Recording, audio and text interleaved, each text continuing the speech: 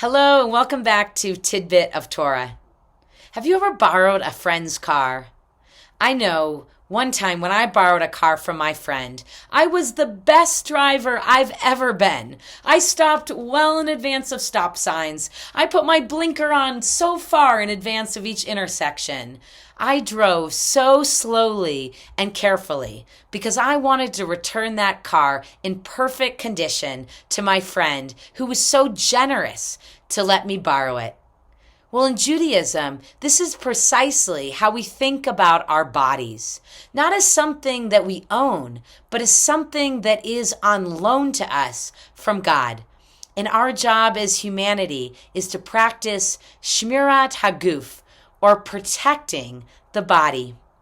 I think about this value of Shmirat Haguf this week as we read about the Hebrew midwives in Parshat Shemot.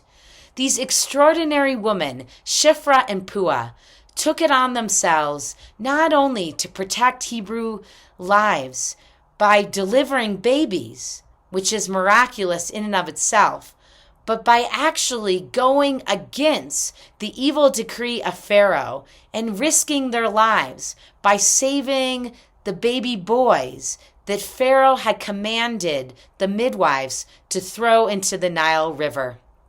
This miraculous act of Shmirat Haguf protected thousands of Hebrew babies, including that of our leader, Moses. So how do we practice Shmirat Haguf today? Well, there's so many ways that we can do it, including, as the Talmud teaches us, by living in an area that meets the needs of our health and those around us. The Talmud teaches in Kiddushin that we are actually forbidden to live in a city that doesn't have a vegetable garden or a practicing physician. Why?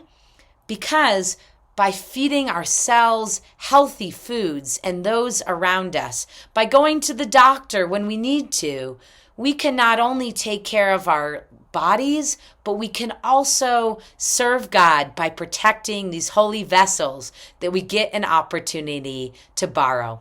In Judaism, the act of Shmirat Haguf isn't something we just do once a year. It's a daily practice.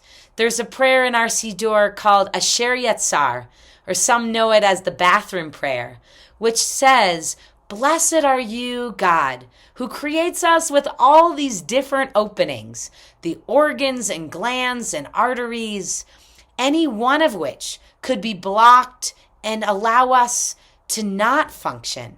But thank you, God, for allowing all the openings to stay open and work the way they're supposed to so that we can live healthy lives." I appreciate this prayer so much because it invites us to feel gratitude and respect for our bodies, not just in times of sickness or when things aren't working, but also when things are working, to cultivate a practice, a Shmirat Haguf, or taking care of our bodies, not as something that we own, which we may take for granted, but something holy, which we feel and understand that we have a privilege to be able to inhabit in this lifetime. So I invite us all this week to think about a Shmirat Haguf practice that you want to take on in your life or you're in your home. Maybe it's through exercise, or maybe it's by incorporating healthy foods, or maybe it's just by living a little bit more safely and honoring the fragility of your body. Whatever it is, I hope that we can be blessed with the practice of Shmirat Haguf, or taking care of our bodies, just as we also practice Shmirat HaNefesh, or taking care of our souls. Shabbat Shalom.